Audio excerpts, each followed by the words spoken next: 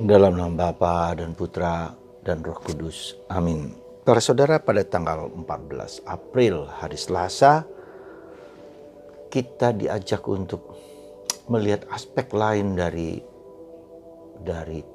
Paskah, aspek lain dari kebangkitan Yesus.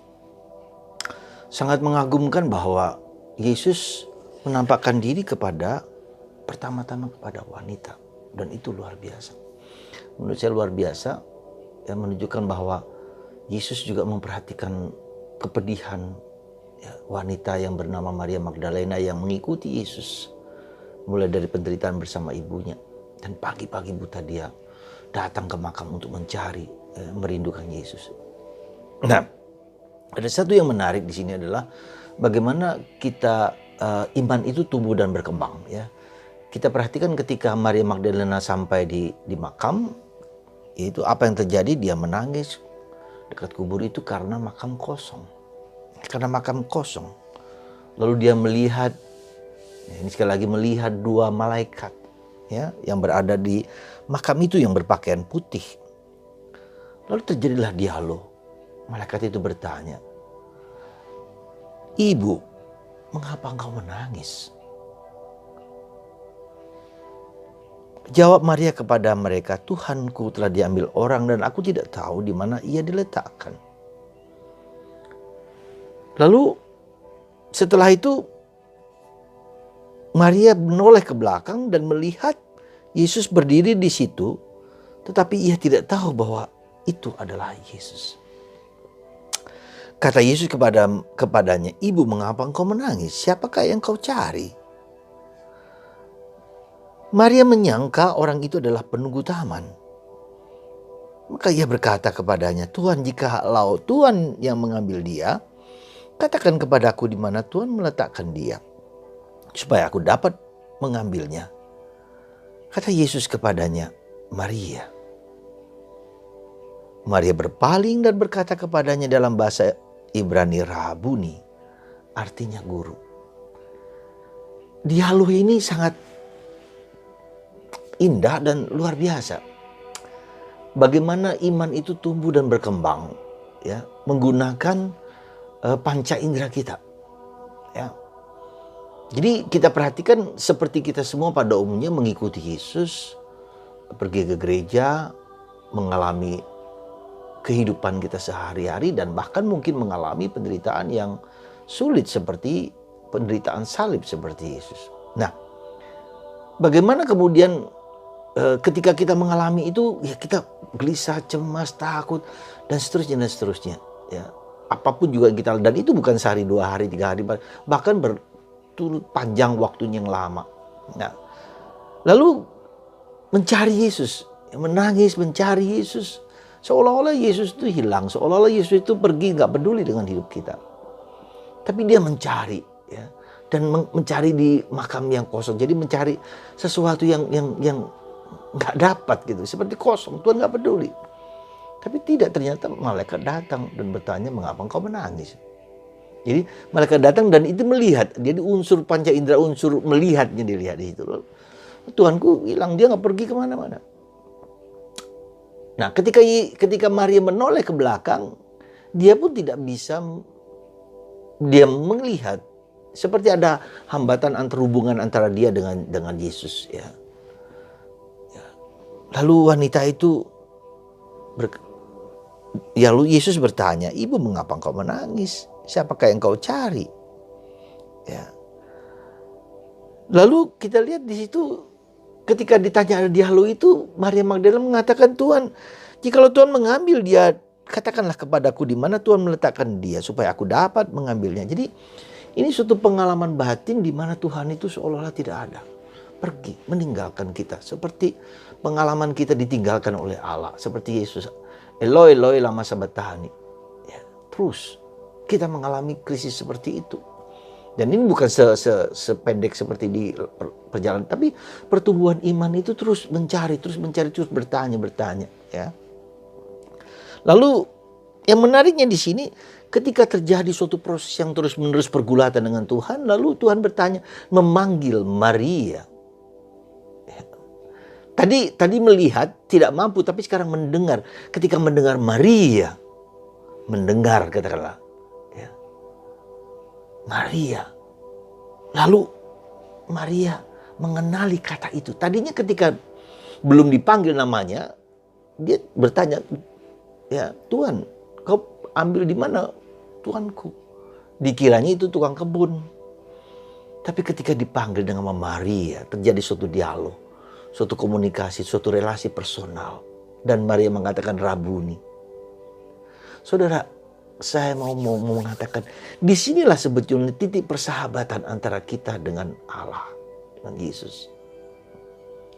Kita memanggil Tuhan, ya, kita mengeluh, kita bersimpu, kita mengungkapkan semua problem kita. Ya. Kita berdialog, kita bertanya. Kita ada jawaban, juga tidak ada jawaban. Dan batin kita mulai bertanya seperti itu. Ya.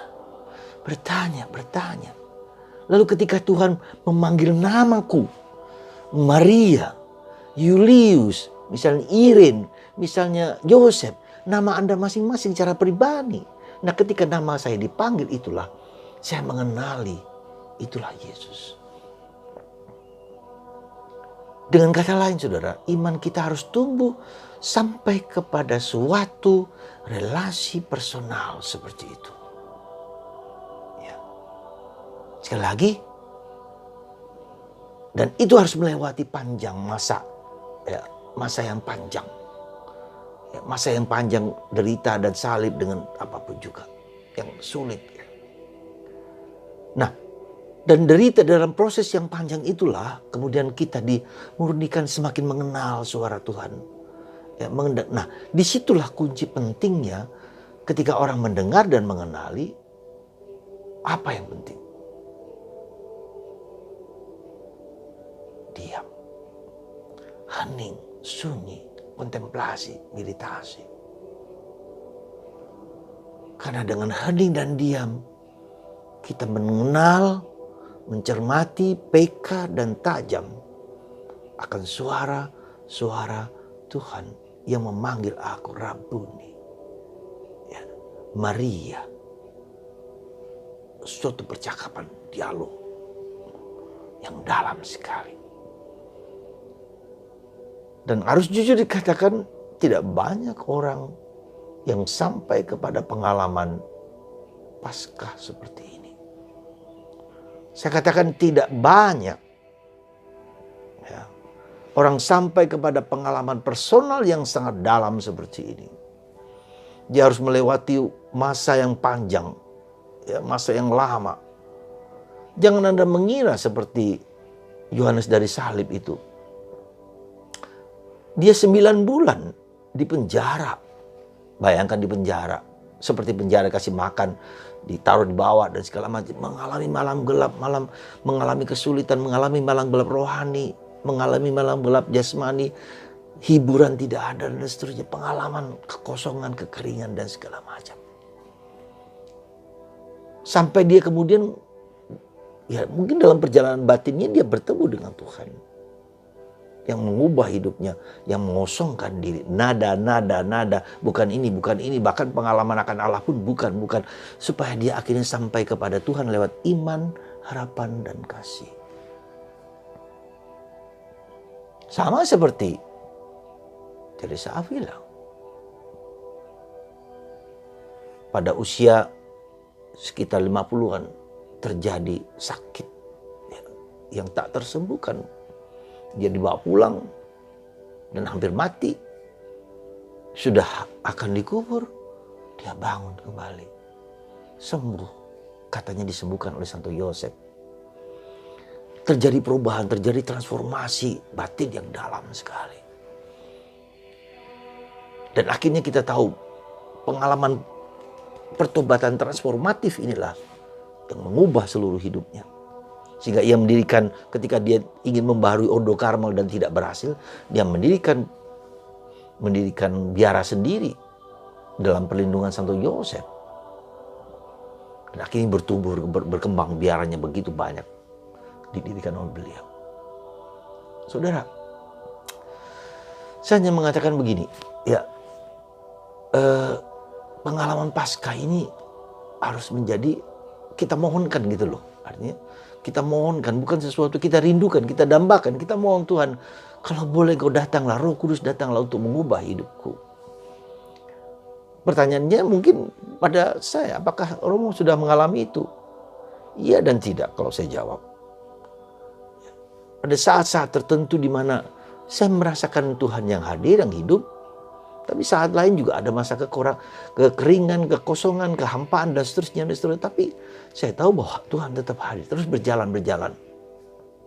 Sampai kapan mengalami itu? Ya kita nggak tahu. Yang penting setia jalan menuju menapaki perjalanan yang tidak mudah ini. Lalu mendengarkan suara Tuhan.